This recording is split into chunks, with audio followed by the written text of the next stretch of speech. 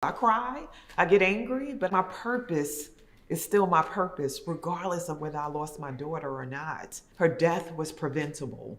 And I told everybody I can grieve and I can lead at the same time. This episode of What's Underneath is made possible with the support of Madi Body and Ergo Baby. Stay tuned to the end of the episode to learn more about our partners and the special offers they have for you. So can you begin by talking about what your style says about you? My style says that I'm unapologetically Black and that I am a fiery being, that I'm confident and authentic and free, and that I'm an artist.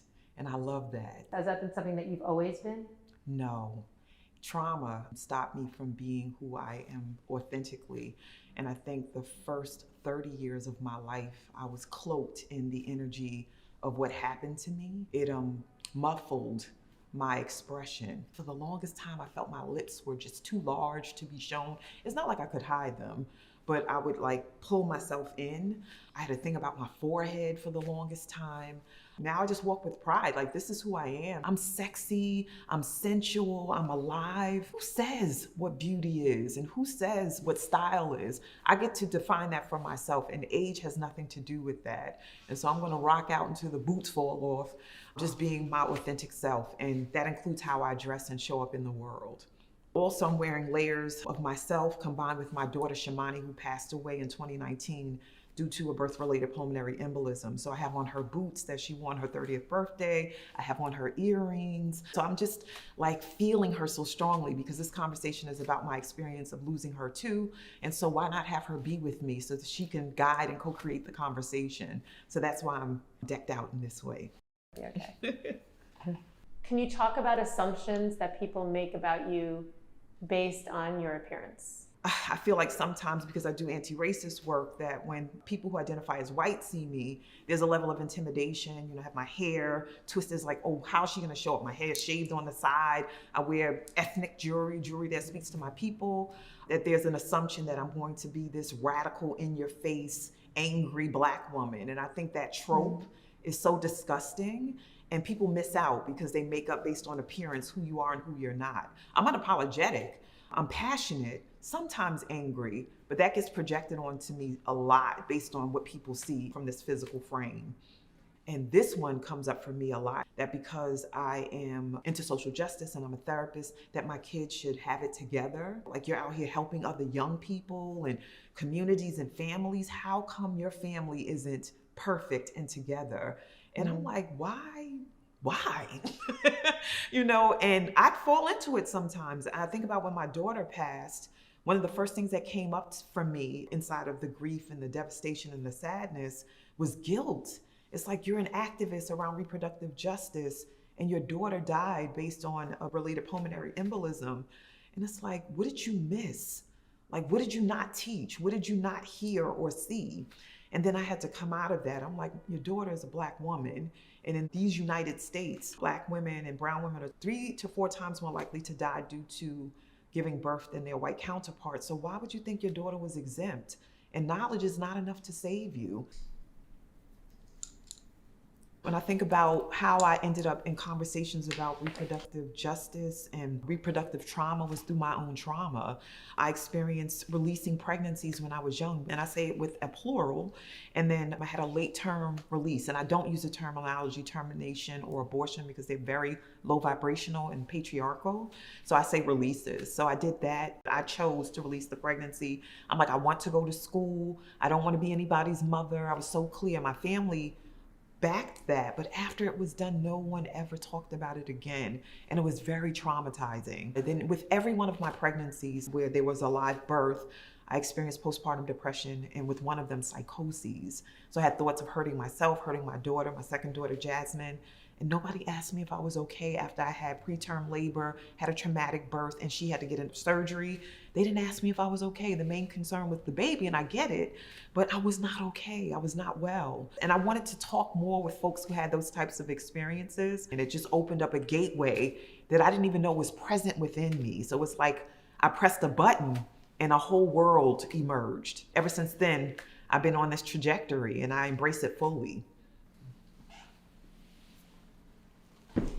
Can you talk about what has been your biggest struggle? being sexually abused and then having to save myself from it. Being a 5-year-old telling the predator no and not having my family rally around to ensure that that didn't happen, like having to speak up for myself and then not being fully believed. And then having it happen again and again, because there's something about that, and I've discovered it in my work. When you've experienced sexual trauma, as a child, a lot of times it keeps coming at you. Like it's like a magnet energy almost. In some cases, I violated myself by choices that I made. Giving myself over to men or boys at the time, thinking that that would manifest love or appreciation or admiration or affection, and then learning quickly that all it really offered me was feeling shameful and bad about myself, and then also getting a reputation and being labeled as a whore before I even understood what that was. Just really creating a life where I had to hide even more, because it's like this shame is there now, there's all these other levels of shame, and then I did it to myself, and so that compounded the shame and made me small.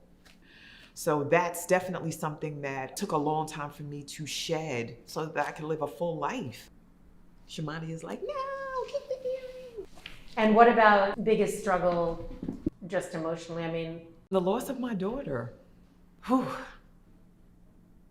I didn't see that coming. Did not see that coming at all. Made up that we would grow old together, just like my mother did with her mother, my grandmother did with her mother. I just thought we were going to be 90 and 70 and 80 and 60 because we're 20 years apart. And that didn't happen. She passed at 30 and I was 50. Watching her struggle, being there for her last moments was devastating, and it was also liberating. But, sometimes I wake up and I'm like, this cannot be real, that my daughter is gone and that these two babies will not get an opportunity to really know her. Just so painful. And it was a preventable death. She died due to a birth-related pulmonary embolism. And before she died, she was complaining of shortness of breath and just not feeling herself. When she was exhibiting these symptoms and talking to me about it, I was like, it sounds like a pulmonary embolism. I told you earlier, I know the language, I know this stuff. And she was like, no, they checked me in the hospital and they said that, it was clear. And I'm like, but this is so strange. And then I reached out to colleagues who were part of the hospital that she, had given birth at, and spoke to them about it. And they were like, oh, she's probably needing to rest and put her feet up. And if you know anything about blood clots, if you do that, you're like asking for drama, trauma, and possibly death. And so she laid up, we got her meals made, we were doting on her, taking care of her. And that last day we came to visit, we were watching television, enjoying ourselves, laughing. Then all of a sudden she started to say she was hot, and she put on the air conditioning, and then it just escalated from there. She was just like saying, I need to go to the hospital. And we were rushing. Then she went into shock. I was trying to bring her back. I threw water on her, saw her eyes bulging. The last word she said to me when she was under extreme duress and distress was, I'm bleeding out, which she wasn't. Those were the last words I heard her say. And I tell you, I am so grateful I was there. Because if someone would have called me and said my daughter died, I don't know if I would be here. And not that I would have taken my life, but I think I would have shut down. I'm so grateful that I was present for her last breath, the last sound of her heart, her last words, that I got to lay hands on her. I'm just so grateful that Spirit gave me that gift, but I'm also deeply incensed and just angry that she's not here. Her death was preventable. what was your process once she passed away emotionally? I really had to reconcile for myself all the things that I have taught and coached people around and counseled them around, stages I've stood on and spoken about how spirit works and how this is just a temporary experience. I had to reconcile that if I unraveled because she passed away and started to operate in the opposite, that would sully her memory and what we believed together, because she believed the same things, and it would create so much confusion. And I felt it would create toxic space around my purpose on the planet. And so it was hard, but I had to take in, like, if you believe this, stand in that. And so I have, and I do. I cry, I get angry, but my purpose is still my purpose, regardless of whether I lost my daughter or not. And I told everybody I can grieve and I can lead at the same time. My family is into numbers. And so that was super important for us to recognize that Shawnee was speaking to us after she transitioned right away. Her birthday is December 19th, so numbers, 1219 on the clock, on people's license plates, on the receipt when we go and get food.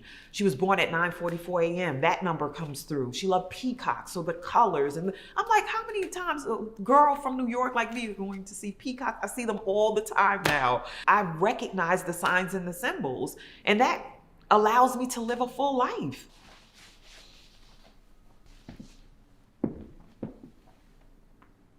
My daughter kept tapping me on the shoulders, like, Mom, here. I'm not physically here, but you know this. We talked about it all the time. So look for the signs, and I did. She was constantly communicating with me as I was going through my grieving process so I could know that she was still with me. Her as an ancestor is so crystal clear when she gives messaging, and I never had that before. I've had other family members die, but none as close to me as her. So now I really get that they're out there and they're covering us more than I ever got it and believed it before. When do you feel the most vulnerable? Moments like these, when I'm talking about the pain of loss and feel vulnerable, when I'm speaking about being a 53-year-old woman without a life partner, and my work is tough, and being able to sink into someone and to have someone to build with and travel with and giggle with, that's an intimate partner, is important to me.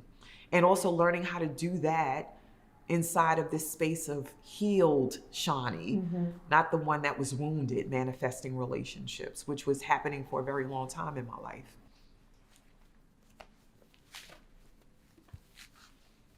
What's your biggest fear? Oh gosh, that I can't make a difference, that I will not manifest all of the dreams that I have for myself. And that's not just about the work that I do in the world, but I want to manifest property so that I can have land to leave my grandchildren. I want to experience traveling the world. I want to live a full life, a life that I love, and a life that makes a difference.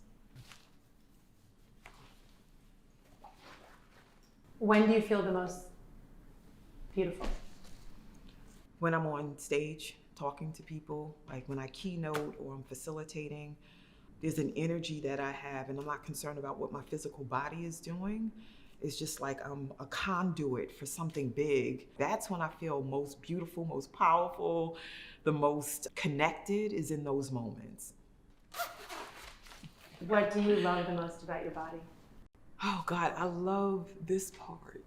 And you can't see it fully because I have this top on, but I love my neck and my collarbone. I love my wrists. They're delicate wrists.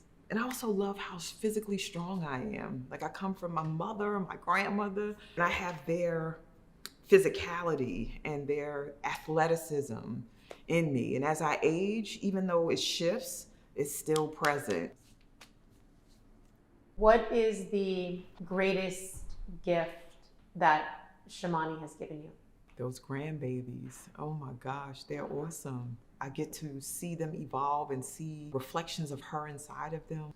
I'm so grateful that she passed away and that there are lives left. Just like when my father died, I was 3 and he had 2 children before he transitioned. So it's me and my brother, and he's alive through us. So I love that. Indentations.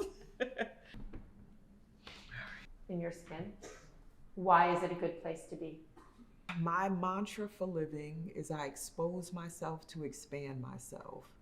And so this is the body that I've been given. This is what houses the spirit that needs to speak these things into the space and do the work that I chose before I got here. I chose that mother. I chose my father. I chose my daughter that wouldn't be here. I'm like, when I think about it, I'm like, oh my God. And it's important for me to say yes as much as I can. You know, in acting, they say yes and, so you can keep adding on. So I keep saying yes and, despite the pain, and I keep saying yes and because of the joy that I get also inside of this work that I get to do. This life is impeccable, not because I'm perfect, but because I'm present in it.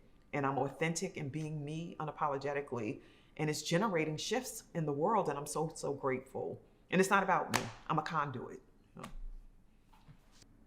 This episode of What's Underneath is made possible with the support of Ergo Baby and Modi Body. Ergo Baby is a company that's supporting your growing family through every step of the parenthood journey. What did you use to carry me when I was a baby? I'd have to wrap you really tight in a blanket or somehow put you inside of a shirt. I would have loved to have had something like Ergo Baby's baby carrier. Ergo Baby's newborn carrier, the Ergo Baby Embrace, is now available in soft air mesh. Soft, cool, and comfortable. It's the sweetest way to stay connected from the start. Modi Body is a global leader in sustainable, reliable, leak-proof apparel. This includes underwear, activewear, swimwear, maternity wear, and infant nappies. Modi Body's leak-proof products have been scientifically proven and tested to repel odor, absorb fluid, and are antimicrobial. Mom, remember like the early days when you were going through menopause and how you would sweat through all of your clothes on set? Yes, I remember it very vividly. I'd have to change all of my clothes. So it would have been amazing to have something like Modi Body's underwear and apparel so that I didn't have to worry about the sweating. It would just absorb it. We're so grateful to partner with Modi Body, a brand that prides themselves on keeping it real with real people,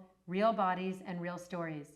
Use code STL15 for 15% off if you spend $80 or more at modibody.com. On your next Ergo Baby purchase, use code StyleLikeYou15 for 15% off today. Thank you for tuning into this week's episode of What's Underneath with Shawnee. For more videos like this, subscribe to Style Like You. And if you want to see Shawnee's extended cut, head over to Style Like You Patreon.